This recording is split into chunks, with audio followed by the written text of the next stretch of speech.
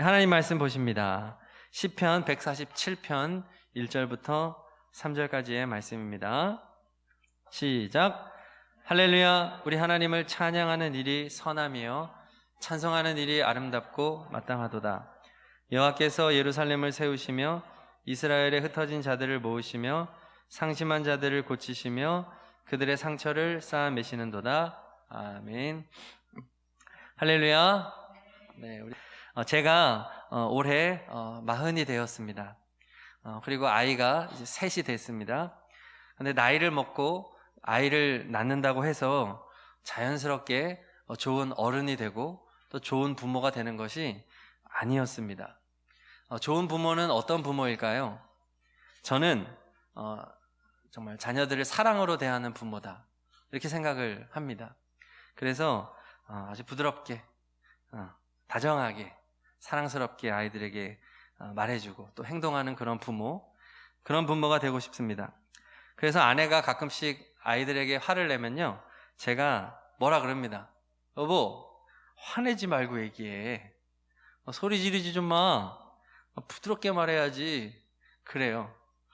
자, 그런데요, 제가 살아보니까 아이들에게 정말로 화를 내는 사람은 저희 아내가 아니었습니다. 바로 저였습니다. 똥 묻은 개가 겨 묻은 게 나무란다는 속담이 있잖아요. 근데 제가 바로 똥 묻은 개였습니다. 지난번에도 제가 말씀드린 것 같은데 장모님 댁에 갔을 때 아주 생떼 쓰는 아이를 아주 견디기 힘들더라고요.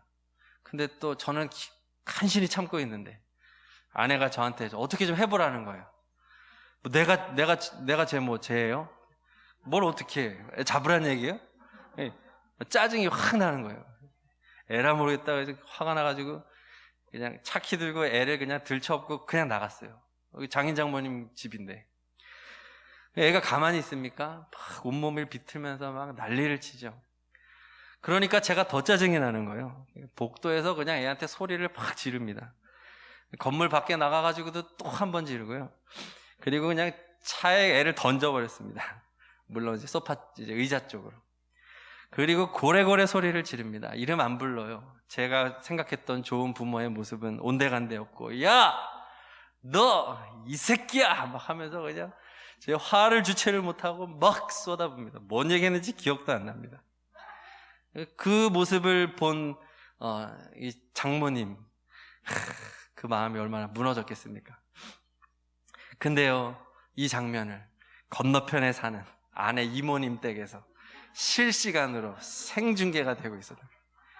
막 전화가 오고 막 사이 목사 뒀는데 결혼식 때 축가 잘 불렀다고 막 박수 받고 착한 줄 알았는데 장모님 얼굴에 막 똥칠을 했죠. 나는 똥 묻은 게가 확실하구나. 내가 얼마나 얼굴이 달아오르는지. 나는 진짜 나쁜 부모야. 나는 진짜 최악이야. 나는 못난 사위야. 다 끝났어. 가진 거 아무것도 없이 그냥 이렇게 왔는데 하나 있는 게 이미지인데 이미지마저도 내게 다 날라갔다. 이제 나는 다 끝이야 이제. 그렇게 하고 좀 후회를 하고 다시는 내가 화를 내지 않는다. 이거 내가 어떻게든 회복을 해야 되니까 절대 폭발하지 말아야지. 자, 제 다짐을 지켰을까요? 최근에 또 폭발하고 동행일기 쓰고. 저 같은 경험이 아마 있을지도 모르겠습니다만, 근데 제가 최근에 이런 질문을 스스로 하게 된 거예요. 그럼 좋은 부모가 정말로 화 한 번 안 내고 늘 부드럽게 말하는 부모가 좋은 부모일까? 그리고 우리의 참 부모가 되시는 하나님을 생각해 봤어요. 하나님은 정말 전혀 화를 내지 않고 늘 부드럽게 말씀해 주시는 분이었던가? 성도님들, 답이 나오죠? 아닌 거예요. 아니네. 하나님은 노아의 시대에 사람들이 다 죄악으로 가득 차 하나님을 거절하고 찾지 않고 예배하지 않는 그때 코로 호흡하는 모든 동물을 물로 쓸어버리겠다. 이게 얼마나 이 언어에 그 하나님의 그 분노가, 하나님의 화가 있습니까? 출애굽한 이스라엘 백성이 먹는 것으로 막 불평하고 그럴 때 하나님이 한 달치 먹을 메추라기를 주면서 그 기쁨이 아니었죠? 먹으려고 하니까 그냥 막 쳐버리는 거예요. 심지어 이스라엘 백성이 금송아지를 만듭니다. 그때 하나님이 모세에게 뭐라 그러느냐? 야, 내가 다 소멸하고 너로부터 다시 시작하겠다. 하나님의 분노가 얼마나 큽니까? 네. 사사시대, 왕정시대 선지자를 통해서 하나님이 그렇게 말씀해 주셨음에도 불구하고 우상을 숭배하는 이스라엘 그 백성들에게 강대국의 침략을 받게 하고 심지어 나라를 빼앗기게 하고 포로로 끌려가게 하는 그런 하나님이었던 거예요. 하나님은 화를 내셨구나. 예수님은 또 어떻습니까? 성전에서 기도하고 예배하는 이 성전을 매매하는 곳으로 바꿔버린 이 성전에서 화가 나셔가지고 그들의 상황을 막 뒤엎으시는 거예요. 외식하는 서기관과 바리새인들을 저주합니다. 이 독사의 자식들아, 이 뱀의 자식, 사탄의 자식이라는 거 아니에요? 얼마나 화가 나셨으면. 내가 잘못 생각했네. 하나님이 화를 내시는구나. 알게 됐던 거예요. 화를 내는 자체를 싫어했던 거는 저의 성향이었지, 화를 낼 수 있었던 거죠. 그런데 하나님의 화는 거룩한 분노였어요. 근데 우리는 그렇지 못한 차이가 있는 것이죠. 그래서 앞으로 제가 아마 화하고 또 분노라는 말을 제가 지금 막 섞어서 쓸 텐데 같은 말입니다. 화하고 분노. 아이들에게 화를 내는 아내에 대해서 그냥 화를 내는 자체를 뭐라고 했는데 그게 아니었던 거죠. 아이들에게 화낼 수 있었던 거죠. 얘를 무조건 화를 내지 않고 아이들을 그냥 오냐오냐 키우면 그게 오히려 더 문제가 될 수 있는 거예요. 물론 화를 내는 상황을 다 정당화시켜서는 안 됩니다. 그러나 화를 내는 상황 자체를 무조건 나쁘게 봤던 제 생각은 완전히 잘못이었습니다. 다윗이 골리앗과 왜 싸웠습니까? 골리앗이 살아계신 하나님의 군대를 욕되게 했기 때문에. 사무엘상 17장 26절에서 이 할례 받지 않은 블레셋 사람이 누구기에 살아계신 하나님의 군대를 모욕하겠느냐? 의로운 분노, 거룩한 분노로 다윗은 골리앗 앞에 선 것입니다. 네, 거룩한 분노가 있어요. 그러니까 우리가 이렇게 생각해야 되죠. 화를 내지 않는 것에 초점을 두지 말고 하나님께 속한 거룩한 분노만 내게 허락해야 되는 거예요. 그 외에 다른 분노는 내게 허용해서는 안 되는 것입니다. 자, 그렇다면 정당한 거룩한 화 그리고 잘못된 화, 이거 어떻게 구별할 수 있을까요? 여러 기준이 있을 수 있겠죠. 내 감정을 통제하지 못하고 무절제하게 표출하면서 상대방의 인격을 짓밟고 또 언어폭력, 또 실제로 막 이렇게 폭력을 행사한다면 죄가 될 수 있겠죠. 그런데 그것도 좀 애매한 면이 있습니다.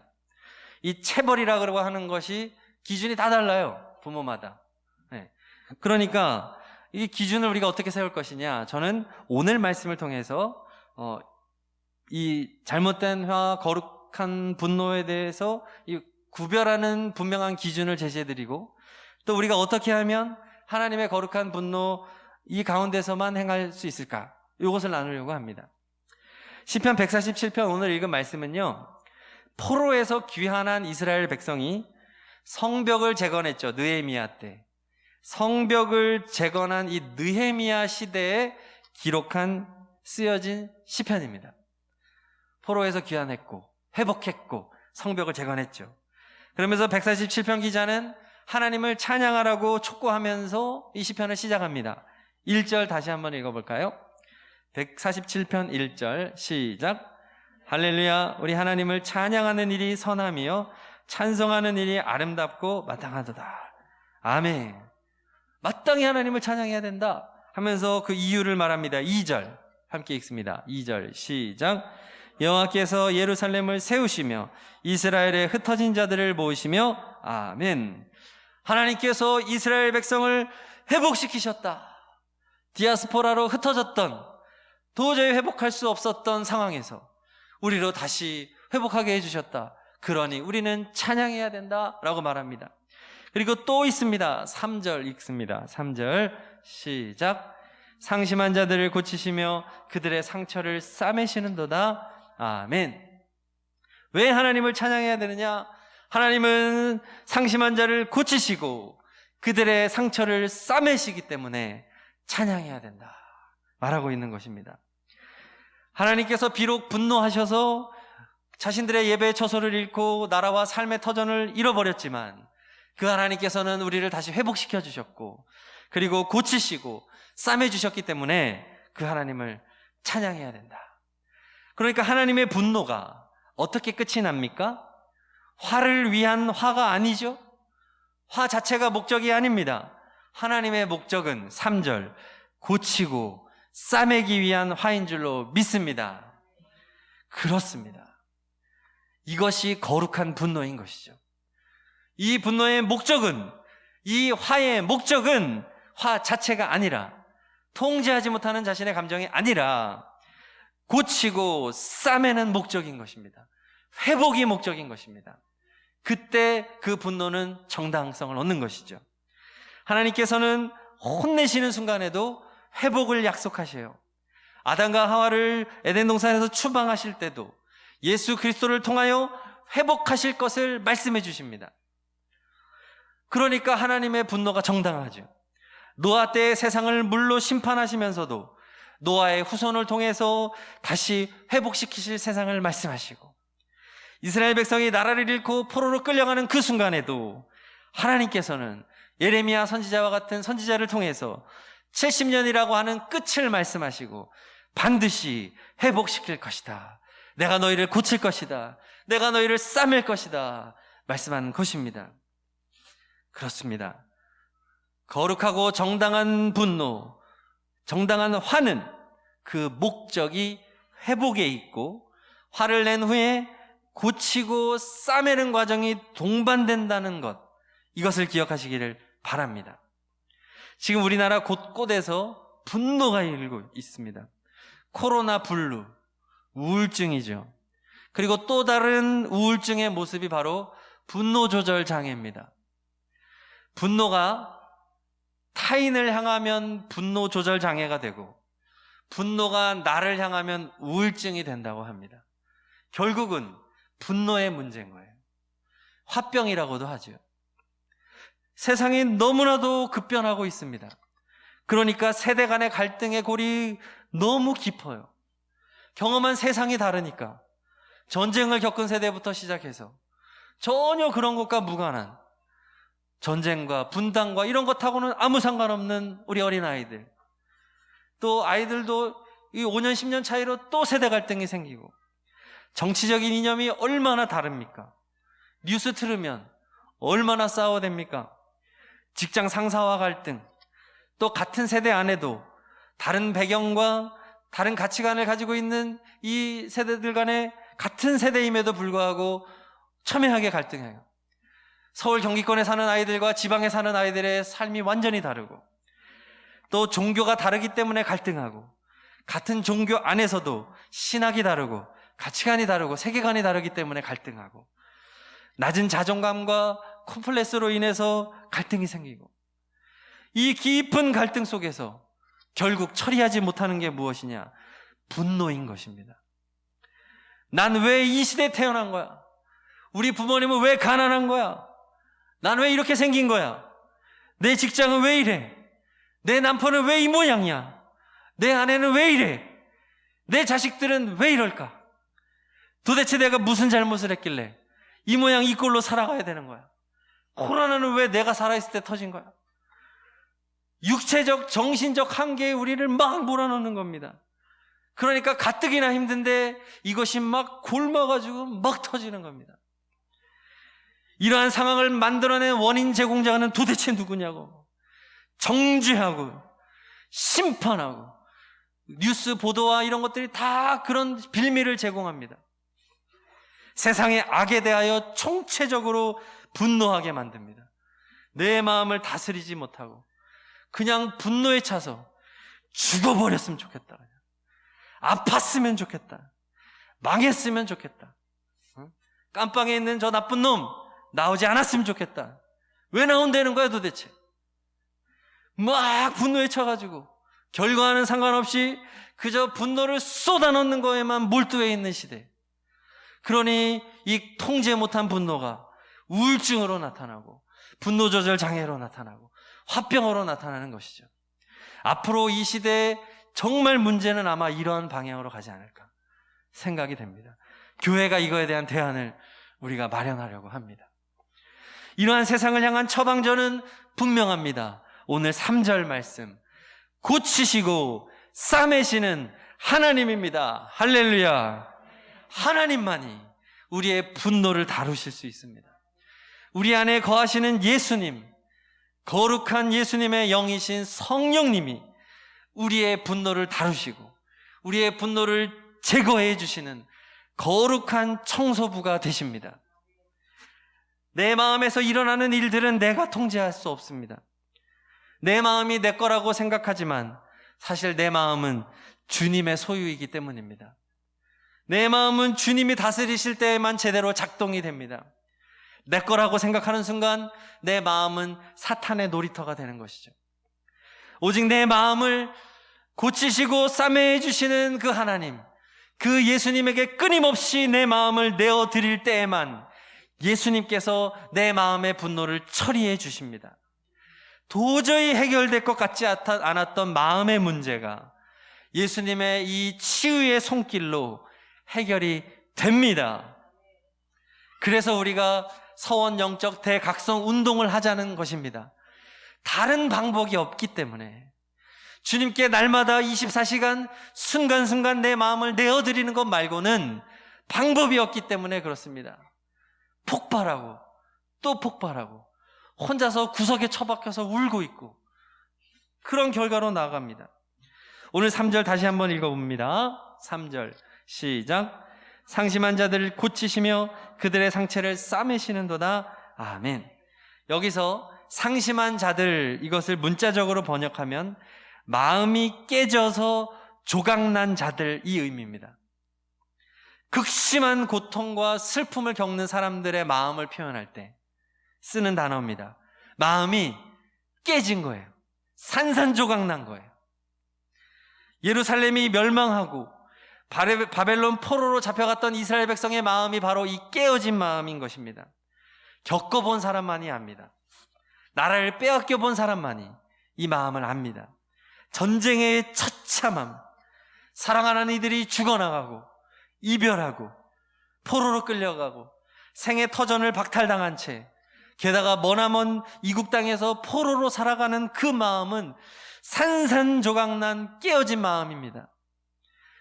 더군다나 그 이유는 자신의 죄악 때문입니다. 불순종 때문입니다. 그러니 더 비참합니다.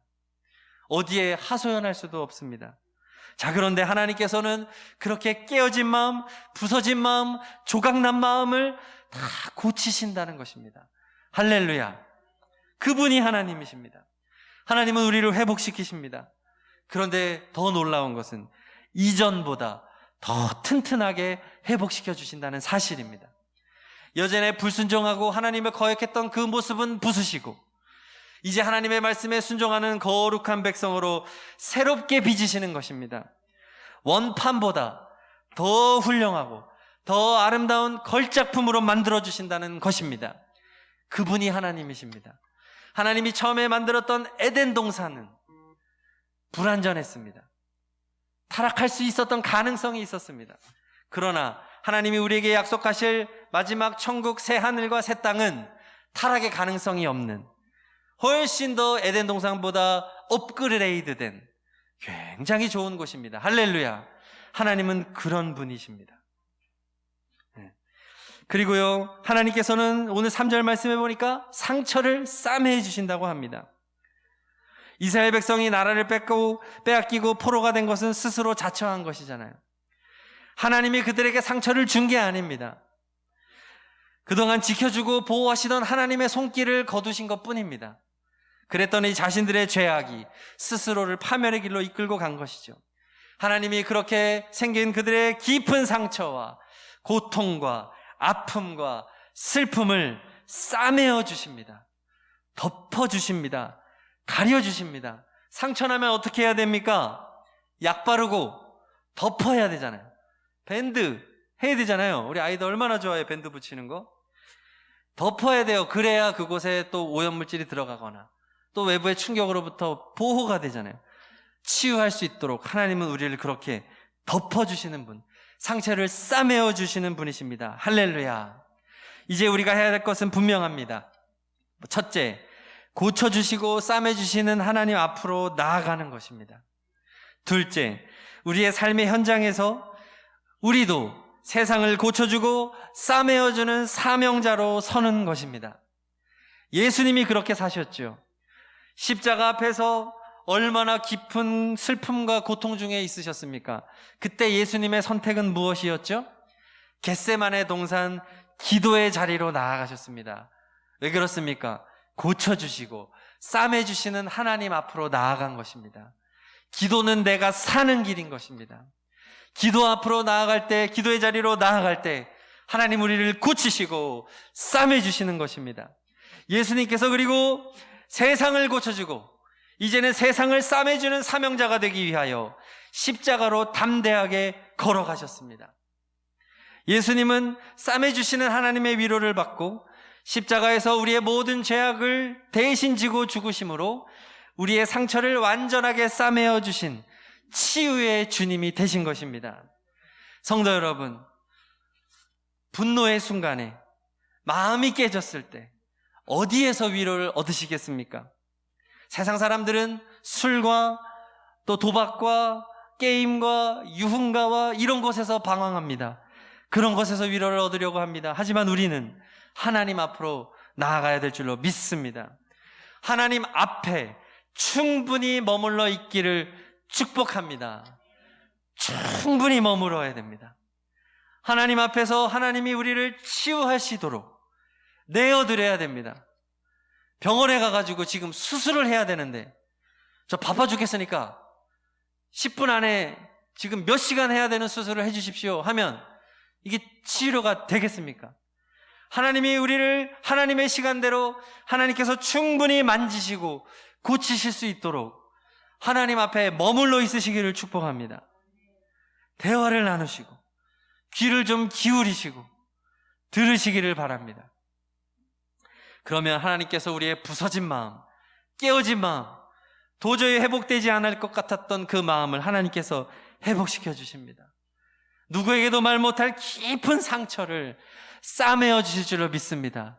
덮어 주십니다.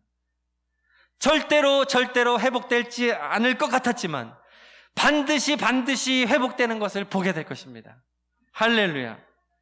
그러면 자연스럽게 우리는 세상을 향한 위로자의 사명을 발견하게 됩니다.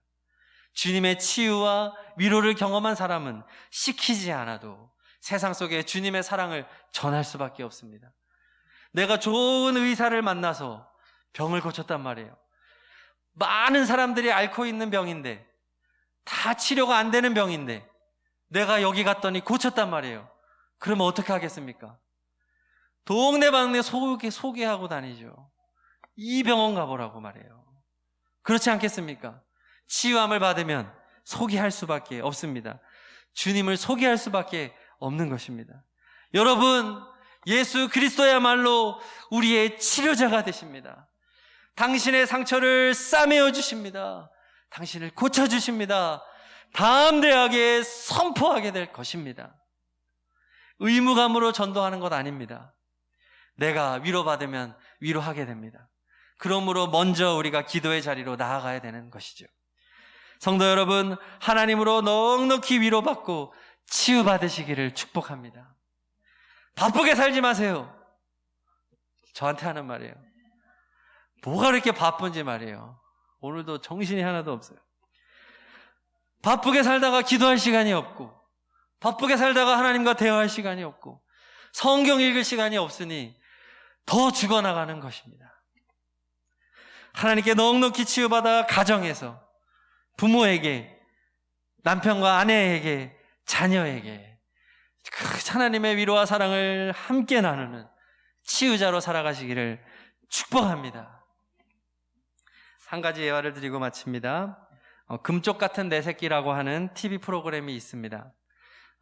부모와 형제들을 아주 힘들게 하는 우리 어린 자녀들 있죠? 좀 문제아라고 손가락질 당하는 그런 많은 가정들의 그런 아이들이 있어요. 그런 가정에서 일어나는 일들을 영상으로 다 촬영을 하고, 그 다음에 정신건강의학과 의사인 오은영 박사를 통해서 처방을 해주는 프로그램인데요. 굉장히 좋은 프로그램이다 하는 생각이 듭니다. 지난주에 ADHD, 주의력 결핍 과잉 행동 증후군을 앓고 있는 한 여자아이가 나왔습니다. 9살이었나? 이 참지를 못해요. 행동이 거칠어요.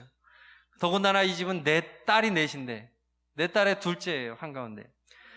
처음에 엄마도 이걸 아니까, 아이의 병명을 아니까 참고 대화를 시작합니다. 근데 이게 됩니까? 계속 대들고 엄마의 속을 아주 제대로 긁더라고요. 이야, 대단하다. 결국은 둘이서 막 소리 지릅니다. 엄마는 막 나름 참는다고 하는데 얼굴에 막 다 드러나고 막 소리 지르고요. 결국 아이가 소리를 지르면서 화장실에 들어가서 문을 잠궈버립니다. 엄마는 오랫동안 앓았던 위장장애가 와가지고 자리에 주저앉아가지고 막 끙끙댑니다. 저도 보면서 막 속이 터지더라고요. 야, 셋도 힘든데 넷을 어떻게 키우나. 근데 그 중에 아이 하나가 ADHD를 앓고 있다면, 야, 정말 죽겠구나, 진짜로. 이게 답이 있나, 이게? 이 처방전이 있나? 도대체 오은영 박사가 어떻게 처방할까? 궁금하더라고요. 그런데요, 뭐라고 처방을 하느냐? 어머니한테 얘기하는 거예요. 어머니, 아이한테 화낼 수 있어요.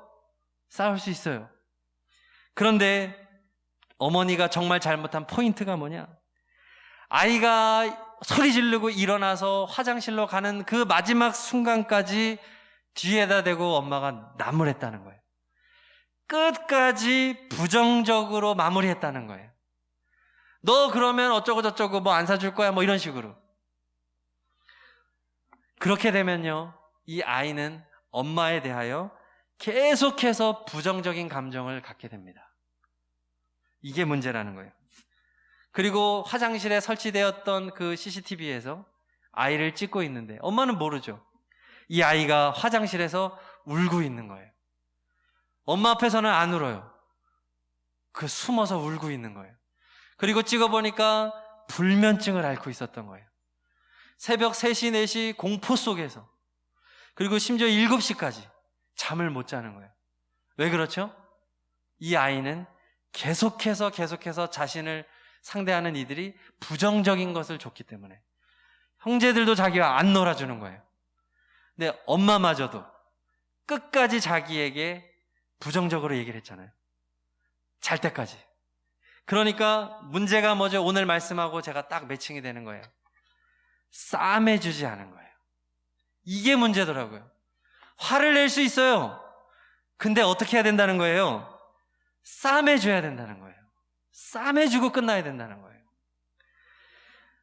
아이를 혼내는 방식을 또 고쳐야 되겠지만, 진짜 문제는 우리가 너무 싸매주지 않고 끝낸다는 거예요. 내가 화가 나니까. 그러니까 관계가 회복이 안 되고 아이의 상태가 호전되지 않았던 것입니다. 사실 이 아이는 CCTV를 보니까 이 엄마를 사랑하고 있어요. 엄마가 막 그렇게 화가 난 순간에 엄마 뒤를 맴돌아요. 뭔가의 접촉점을 만들고 싶어 하는 거예요. 자기도 엄마에게 좋은 딸이고 싶은 거예요. 툴툴거리지만 자꾸 사인을 줬더라고요. 나름. 근데 엄마가 그걸 못 본 거죠. 자기도 잘하고 싶은데 안 되는 걸 어떻게 하는 거예요? 통제가 안 되는 거예요. 늘 자기에 대한 부정적인 세계 속에 살고 있으니까 안 되는 거예요. 깨어진 마음인 것이죠. 위로받을 데가 없고 치유가 안 된 상태니까 자꾸 더 부정적인 방향으로 관심을 끌었던 것입니다. 그래서 이 오은영 박사가 이 엄마를 훈련을 시켜요. 강의를 듣게 하고 언어 훈련을 시키고 같이 놀아주고 아이와 대화하는 방법을 알아주는 거예요. 뭡니까? 싸매주는 방법을 가르쳐줬더라고요. 아이하고 마무리를 좋게 해주는 거예요. 그러니까 엄마가 자는 중에도 아이를 찾아가요. 같이 누워서. 그래, 애가 놀래요. 엄마가 안 그랬거든요. 풀어주고 자니까 아이가 거기서 평안함을 느끼는 거죠. 서서히 새벽에도 엄마가 찾아와서 안아주고, 싸매주는 방식을 가르쳐 줬더라는 거예요.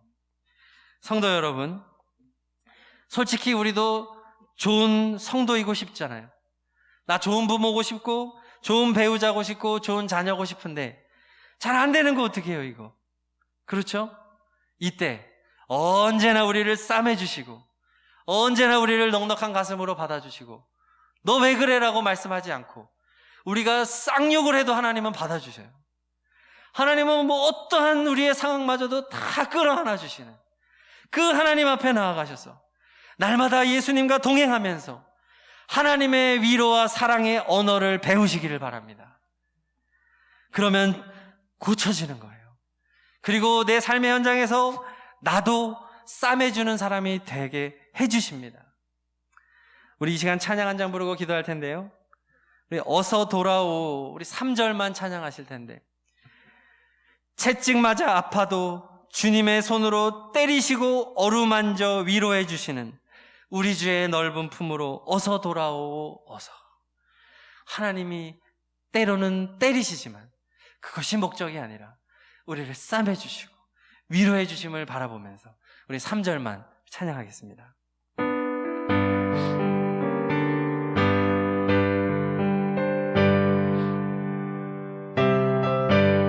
우리 하나님의 마음입니다. 어서 돌아오, 어서 돌아마노. 지은 죄가 아무리 주님의 손으로 때리시고 어루만져 때리시고 어루만져 위로해 주시는 우리 주의 넓은 품으로 어서 돌아오소. 한 번 더 어서 돌아오, 어서 돌아마노. 채찍 맞아 아파도 주님의 손으로 때리시고 어루만져 위로해 주시는 우리 주의 넓은 품으로 어서 돌아오소. 우리 시간 다 함께 말씀 붙잡고 기도합니다. 분노의 시대를 살고 있습니다. 수많은 영혼들이 분노를 다스리지 못해 우울증과 분노장애와 화병으로 고통당하고 있습니다. 그렇게 조각난 마음을 고치시고 깊은 상처를 고쳐주시는 분이 계십니다. 우리 주님 예수 그리스도이십니다. 이 시간 기도하실 때 날마다 순간순간 항상 주님 앞으로 나아갑니다. 내 마음의 주인 되신 주님께 내 마음을 내어드립니다. 주님이 내 마음의 주인이십니다. 내 마음을 치유하시고 죄악된 분노를 거두어가 주옵소서. 주여 세 번 부르짖고 합심으로 기도하십니다. 주여 주여 주여.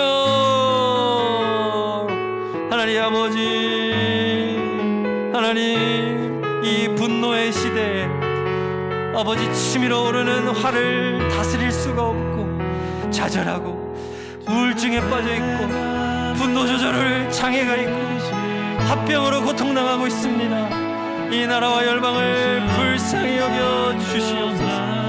조각나고 깨어진 마음을 고치시고 깊은 상처를 고쳐주시는 하나님 아버지, 우리 안에 거하시며 우리를 치유하시고 우리의 분노를 다스려 주시고 청소하여 주시는 성령님 앞으로 이 시간 나아갑니다. 성령이여 이 시간 우리의 마음을 다스려 주시옵소서.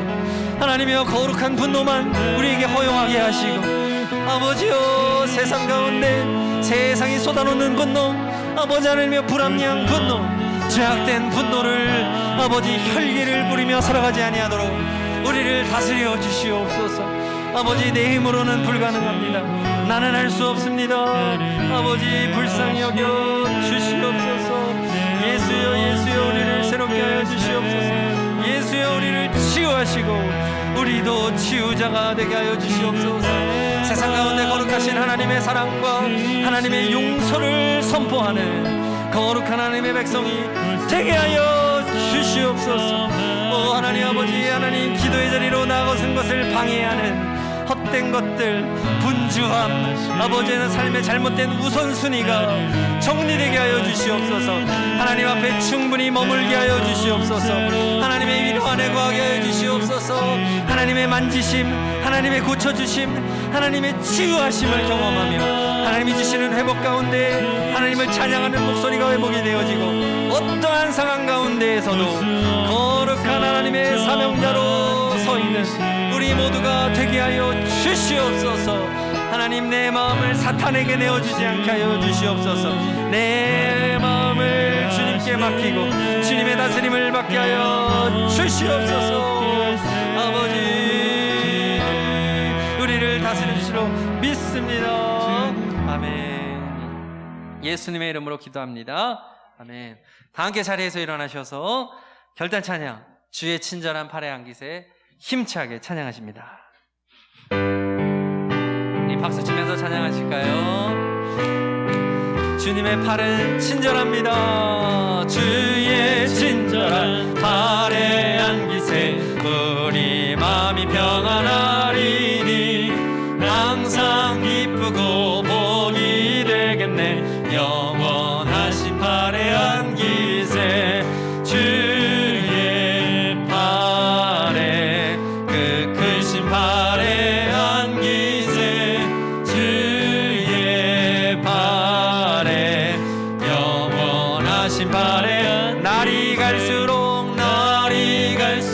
주의 사랑이 두루 광명하게 비치고 천성 가는 길 편히 가리니 영원하신 팔에 아멘. 주의 팔에 그 크신 팔에 안기세 주의 팔에 영원하신 팔에 주의 보좌로 나아갈 때에 기뻐 찬미 소리 외치고 겁과 두려움 없어지니 영원한 주님의 넓은 팔에 안기십시오. 주의 팔에 주님이 안아주십니다. 주님이 싸매주십니다. 팔에 영원한 주의 팔에 그 크신 팔에 주의 팔에 그 크신 팔에 안기세 주의 팔에 영원하신 팔에 안기세. 아멘. 성부, 성자, 성령 삼위일체 하나님의 사랑과 은혜와 감화 감동하심이 상처를 싸매시는 하나님 아버지를 바라보며 주께서 주시는 은혜와 함께 세상을 향하여 나가는 모든 예배자들 머리 위에 가정과 삶의 모든 영역 위에 충만하시기를 간절히 축원하옵나이다. 아멘.